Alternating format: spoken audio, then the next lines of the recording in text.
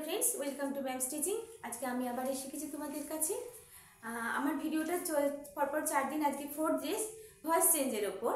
চলো আজকে দেখে নিই আমরা যখন অ্যাক্টিভ ভয়েসে ইনফিনিটিভস থাকবে তখন আমরা তাকে প্যাসিভ কিভাবে করব, আর যখন ইম্পারেটিভ সেন্টেন্স অর্থাৎ কাউকে কিছু অর্ডার করা, অ্যাডভাইস দেওয়া, রিকোয়েস্ট করা, তখন আমরা অ্যাক্টিভ থেকে কিভাবে প্যাসিভ করব। চলো আমরা কিছু এক্সাম্পল দেখে নিই। আজকে কি আছে, যখন ইনফিনিটিভস ইন অ্যাক্টিভ ভয়েস, এই রুলসটা কি আছে, অবজেক্ট বি অর্থাৎ be verb, to be plus participle. Be verb অর্থাৎ is, am are was were. Okay, she is to write a letter. এখানে অবজেক্ট কি আছে, অবজেক্ট আছে এ লেটার। আমরা জানি যেটা প্যাসিভ ভয়েসে সবসময় অবজেক্ট হয়ে যায় সাবজেক্ট আর সাবজেক্ট হয়ে যায় অবজেক্ট। চলো এই লেটার, এবারে বি ভার্ব আছে, এখানে কি আছে, ইজ আছে। এ লেটার ইজ, এবারে কি আছে, to be. A letter is to be written. Written অর্থাৎ পাস্ট পার্টিসিপল। কার পাস্ট পার্টিসিপল, মেইন ভার্বের, রাইট। এখানে a letter is to be written by her. A letter is to be written by her. বুঝতে পারলে? তাহলে আমরা কি দেখলাম, যখন ইনফিনিটিভ থাকবে অ্যাক্টিভ ভয়েসে তখন আমরা তাহলে কিভাবে তাদেরকে প্যাসিভ করব। তাহলে a letter is to written by her. A letter is to be written. Letter is to be written by her. Okay, to be. আচ্ছা, there is nothing to lose. আচ্ছা, যখন দেয়ার দিয়ে আমরা সেন্টেন্স শুরু করছি, দেয়ার দিয়ে কোনো অ্যাক্টিভ ভয়েস বা কোনো সেন্টেন্স আছে, তখন আমরা দেয়ার দিয়েই প্যাসিভে করব। দেখো, দেয়ার is nothing to be lost. There is nothing to be lost. তাহলে আমরা কি দেখলাম, যখন দেয়ার দিয়ে কোনো সেন্টেন্স আমরা অ্যাক্টিভ থেকে প্যাসিভে করব, তখন আমরা প্যাসিভেও দেয়ার দিয়ে শুরু করব, কিন্তু রুলসটা কিন্তু সেমই থাকলো।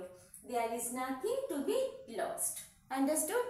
নেক্সট সেন্টেন্সটা দেখো, my sister has to buy a new car.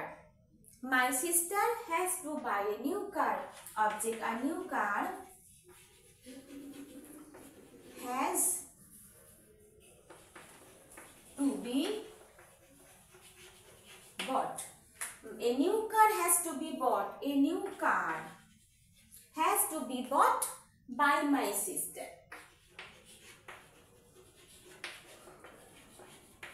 By my sister. A new car has to be bought by my sister. A new car has to be bought by my sister. তাহলে infinitive থাকলে তোমরা কিভাবে active থেকে passive করবে, I hope তোমরা বুঝতে পেরেছো। ঠিক আছে, নেক্সট দেখো, যখন ইম্পারেটিভ সেন্টেন্স অর্থাৎ অর্ডার করা, কাউকে অ্যাডভাইস দেওয়া, উপদেশ দেওয়া। আর আমরা এটা জানি ইম্পারেটিভ সেন্টেন্স কাকে বলে, যেখানে সাবজেক্ট হিডেন থাকে, অর্থাৎ ভার্ব দিয়ে সেন্টেন্সটা শুরু হয়, আর মেনলি সেখানে সাবজেক্ট কিন্তু কে থাকে, ইউ। ঠিক আছে, চলো দেখি। ব্রিং এ বুক, এখানে অ্যাক্টিভ ভয়েসে কি আছে, ব্রিং এ বুক। এখানে রুলস কি আছে দেখো, let, object, be verb, be এখানে আর পাস্ট পার্টিসিপল। তাহলে আমরা কি লিখবো, লেট, প্রথমে লেট, তারপর অবজেক্ট কি আছে, a book. Let a book be bring a past participle brought. Let a book be brought. Understood? রুলসটা অনুযায়ী দেখো এখানে কি আছে, লেট, লেট, এবারে অবজেক্ট কি আছে, বুক, তারপরে বি, তারপরে মেইন ভার্বের past participle. Go out at once, এই যে গো আউট অ্যাট ওয়ান্স, এটা কিন্তু অর্ডার। ঠিক আছে, গো আউট অ্যাট ওয়ান্স, এটা অর্ডার।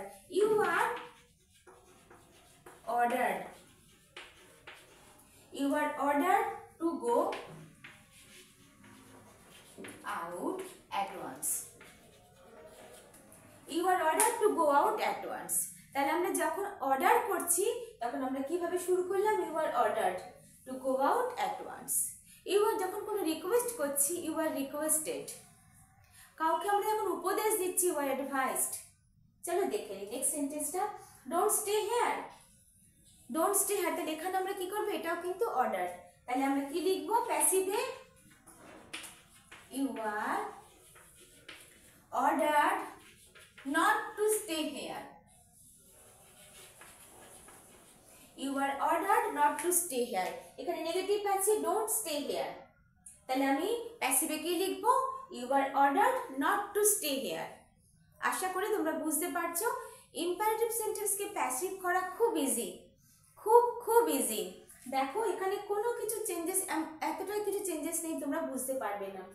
যখন আমরা অর্ডার করছি ইউ আর অর্ডার্ড, আর এখানে কি আছে দেখো গো আউট, তাহলে এখানে গো আউটের আগে শুধু একটা টু অ্যাড করছো, মেন ভার্বের আগে টু অ্যাড করছি আমরা। Go out at once, you are ordered to go out at once. Don't stay here, you are ordered not to stay here. যদি এখানে পজিটিভ থাকতো you are ordered to stay here, যদি এখানে থাকতে বলতো তাহলে টু স্টে হেয়ার, অর্থাৎ ভার্বের আগে একটা টু অ্যাড করা, ঠিক আছে। You are ordered not to stay here. এবারে কি আছে দেখো প্লিজ কাম সুন, এখানে কিন্তু রিকোয়েস্ট, এখানে আছে প্লিজ যখনই সেন্টেন্সে থাকবে তার মানে অর্থাৎ সেখানে রিকোয়েস্ট, তাহলে you are requested to come soon, you are requested to come soon, you R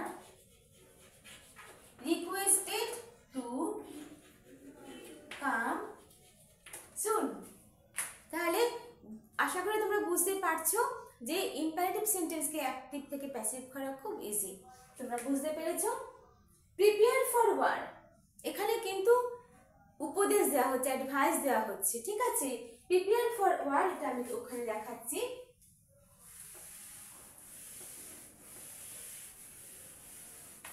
prepare for war, এখানে এটা আমরা প্যাসিভে কি লিখবো, প্রিপেয়ার ফর ওয়ার, এটাকে আমরা দুভাবে লিখতে পারি,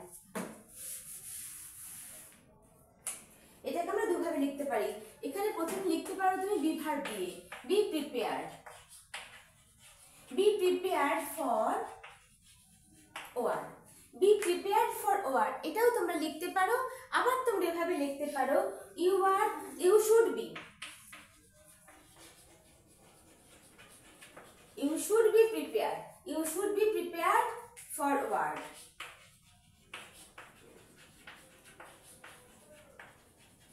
আচ্ছা, শুড আমরা কোথায় ব্যবহার করি, উচিত অর্থে, তার মানে তোমার এটা করা চাই, তোমার ওয়ারের জন্য প্রস্তুত হওয়া চাই। You should be prepared for war, তার মানে এটা অ্যাডভাইস দিচ্ছি আমরা, যখন কোথাও অ্যাডভাইস দিই তখন আমরা শুডের ব্যবহার করি, ঠিক আছে। তাহলে আমরা প্রিপেয়ার ফর ওয়ার যখন আমরা অ্যাডভাইস দেখছি তখন আমরা কি লিখবো, এখানে আমরা ইউ আর অ্যাডভাইসড হতে পারে, কিন্তু আমি এখানে একটু অন্যভাবে তোমাদের দেখালাম, বি প্রিপেয়ার্ড ফর ওয়ার, আর নেই তো তোমরা লিখতে পারো you should be prepared for war. তাহলে আশা করি তোমাদের আমি বোঝাতে পেরেছি আজকে তোমরা কিভাবে তোমরা দেখলে ইনফিনিটিভ থাকলে তোমরা কিভাবে চেঞ্জ করবে অ্যাক্টিভ থেকে প্যাসিভে, আর যখন ইম্পারেটিভ সেন্টেন্স অর্থাৎ অর্ডার, অ্যাডভাইস বা রিকোয়েস্ট তখন তোমরা কি করে করবে, খুব ইজি। আশা করি তোমরা বুঝেছো। যদি ভালো লাগে অবশ্যই একটা লাইক করো, যারা এখনো সাবস্ক্রাইব করো তারা সাবস্ক্রাইব করো। ভালো থেকো, টাটা বাই।